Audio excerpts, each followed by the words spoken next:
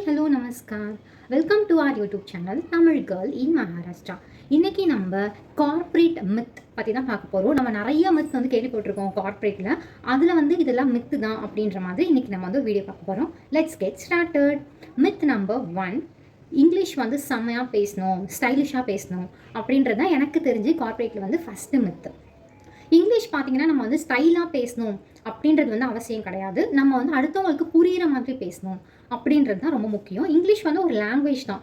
இப்போ நிறைய பேர் நான் இது ஏன் சொல்கிறேன் அப்படின்னா, இப்போ நானுமே நிறைய ஷார்ட்ஸ்லாம் பார்க்குறேன். ப்ரொஃபஷனல் இங்கிலீஷ் அப்படின்னு தனியாகவே நிறைய பேசுகிறாங்க.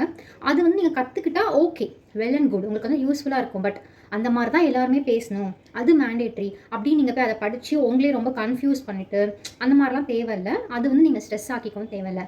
இங்கிலீஷ் வந்து இம்பார்ட்டன்ட் தான், நான் இல்லைன்னு சொல்லலை, கண்டிப்பாக தெரிஞ்சிருக்கணும். ஆனால் நீங்கள் வந்து சிம்பிளாக பேசினாலே போதும். ஃபார் எக்ஸாம்பிள் வந்து வெரி குட் அப்படி சொன்னாலே போதுமே. சவுண்ட்ஸ் குட், தட்ஸ் ஓகே அப்படிலாம் சொல்லணும் அப்படிலாம் அவசியம் கிடையாது.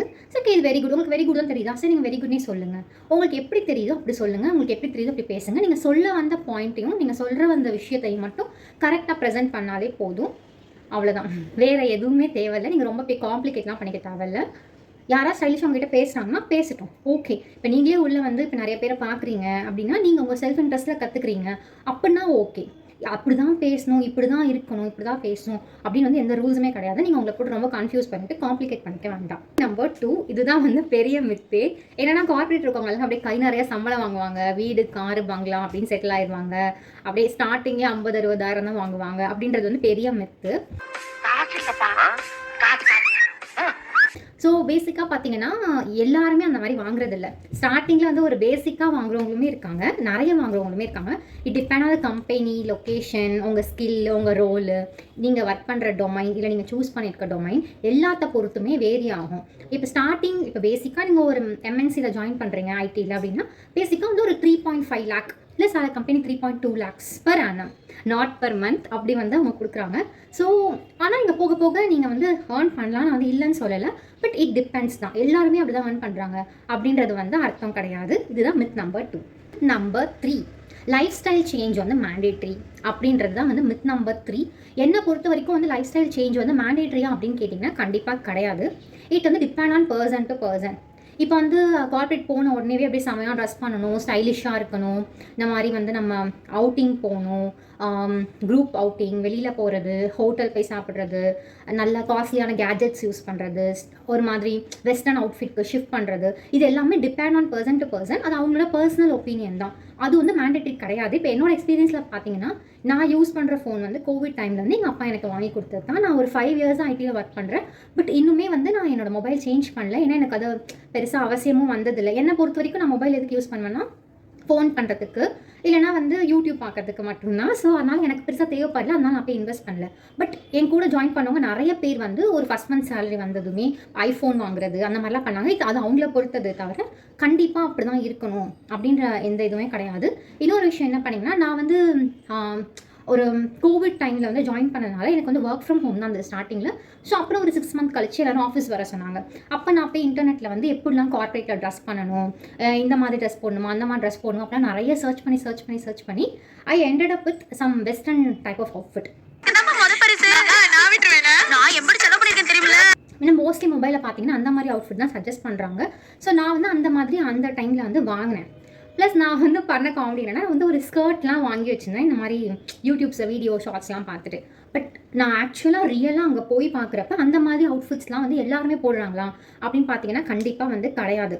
அவங்கவுங்களுக்கு கம்ஃபர்டபுளாக இருக்க ட்ரெஸ்ஸு அந்த மாதிரி இப்போ அவங்கள ப்ரெசென்ட் பண்ணால் அவங்களுக்கு ஒரு கான்ஃபிடென்ட்டாவோ ஒரு லுக்காவோ இருக்க மாதிரி ட்ரெஸ் தான் அவங்க எல்லாருமே போடுறாங்களே தவிர எல்லாருமே வந்து வெஸ்டர்ன் வேர் தான் போடுவாங்க, எல்லாருமே வந்து ஸ்கர்ட்லாம் போடுவாங்க அப்படிலாம் சொல்லவே கிடையாது. இன்ஃபேக்ட் ஆக்சுவலி பார்த்தீங்கன்னா அந்த ஸ்கர்ட் வாங்கினதோட சரி நான் ஒரு நாள் கூட ஆஃபீஸ் போட்டு போனதே கிடையாது. இப்போ நீங்கள் வந்து உங்கள் லொக்கேஷன் வந்து இன்சைட் தமிழ்நாடுவாக இருந்துச்சுன்னா நீங்கள் வந்து ஒரு ஜீன், ஒரு உங்களுக்கு கம்ஃபர்டபுளாக ஷார்ட் குர்த்தி கம்ஃபர்டபுளாக இருந்தால் ஷார்ட், லாங் கம்ஃபர்டபுளாக இருந்தால் லாங், இல்லை ஒரு கார்டு செட்டு அந்த மாதிரி நீங்கள் வந்து ட்ரை பண்ணுங்கள். உங்களை வந்து நீட்டாகவும் ப்ரெசென்டபுளாகவும் காமிச்சிட்டா போதுமே தவிர உங்கள் லைஃப் ஸ்டைலில் அப்படியே ஒரு பெரிய மாடிஃபிகேஷன் கொண்டு வரணும், நான் வந்து கார்ப்பரேட்டில் இருக்கணும் யாருக்கும் தெரியணும், நான் வந்து அந்த கல்ச்சரை அடாப்ட் பண்ணணும் அப்படிலாம் நினச்சிங்கன்னா அது வந்து கண்டிப்பாக தேவையில்லாத ஒரு விஷயம் தான். பட் இது அப் டு யூ. உங்களுக்கு பிடிச்சிருக்கு, உங்களை அந்த மாதிரி நீங்கள் காமிச்சிக்கணும்னு நீங்கள் நினைக்கிறீங்கன்னா கண்டிப்பாக நீங்கள் பண்ணுங்கள். அது வந்து எந்த பிரச்சனையும் இல்லை. பட் இப்படி தான் இருக்கணும், அப்படி தான் இருக்கணும் அப்படின்றது வந்து எந்த ரூல்ஸுமே கிடையாது. பாயிண்ட் நம்பர் 4, இதுதான் பெரிய மித். கார்ப்பரேட்டாலே 9 to 5 job, 9 to 5 job, 9 to 5 job அப்படி தான் சொல்லி எல்லாமே கேள்விப்பட்டிருப்போம். பட் ஆக்சுவல் டைமிங் வந்து 9 to 5 கிடையாது. It depend on project to project. இப்போ உங்கள் ப்ராஜெக்ட்டில் வந்து சில ப்ராஜெக்ட் வந்து ஜென்ரல் ஷிஃப்ட்டாக இருக்கலாம். மார்னிங் வந்து ஒரு 10 o'clock கூட ஸ்டார்ட் பண்ணி ஒரு 6 o'clock அந்த மாதிரி முடிக்கலாம். சில ப்ராஜெக்ட் வந்து நைட்டாக இருக்கலாம், சில ப்ராஜெக்ட் வந்து மத்தியானமாக இருக்கலாம். அது மாதிரி நீங்கள் எந்த ப்ராஜெக்ட்டில் இருக்கீங்க, எந்த லொக்கேஷனில் இருக்கீங்களோ அதுக்கேற்ற மாதிரி மாறி மாறி வரும். ஃபிக்ஸடான ஒரு டைமிங் அப்படின்னா கண்டிப்பாக கிடையாது. ப்ளஸ் நீங்கள் வந்து ஒர்க் இருந்தால் அதை முடிச்சு தான் ஆகணும். நீங்கள் வந்து 5 o'clock முடித்தாலும் அது உங்கள் டேலண்ட்டு. நீங்கள் வந்து 12 மணி வரையும் அதை எக்ஸ்டெண்ட் பண்ணி முடித்தாலும் அது உங்களோடது தான்.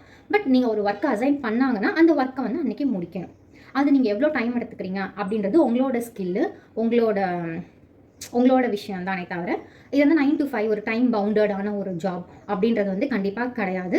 ஸோ இந்த வீடியோ வந்து நியூவாக ஜாயின் பண்ணுறவங்களுக்கு வந்து யூஸ்ஃபுல்லாக இருக்கும்னு நான் நினைக்கிறேன். இல்லை நிறைய பேர் கார்ப்பரேட் பற்றி இப்படி தான் இருக்கும், அப்படி தான் இருக்கும், நான் இப்படி தான் மாறிக்கணுமா, அதுக்காக நான் இந்த வேலைக்கு போகல அப்படின்னு நினைக்கிறவங்களுக்கும், எனக்கு இந்த மாதிரி ஸ்கில் இல்லையே, எனக்கு இந்த மாதிரி ஸ்டைலாக பேச வராதே, எனக்கு இந்த மாதிரி சேஞ்ச் பண்ணிக்க முடியாது என்ன அப்படின்னு நினைக்கிறவங்களுக்கும் யூஸ்ஃபுல்லாக இருக்கும்னு நான் நினைக்கிறேன். ஸோ இந்த வீடியோ யூஸ்ஃபுல்லாக இருந்துச்சுன்னா லைக் பண்ணிக்கோங்க. நம்மளோட சேனலை சப்ஸ்கிரைப் பண்ணி சப்போர்ட் பண்ணுங்கள். இந்த மாதிரி இன்ட்ரெஸ்டிங்கான வீடியோஸ்க்கு நெக்ஸ்ட் வெயிட் பண்ணுங்கள். ஏதாவது டவுட்ஸ்னால் கமெண்ட்டில் கேளுங்க, சஜஷன்னாலும் சொல்லுங்கள். Always welcome. தேங்க்யூ. பை.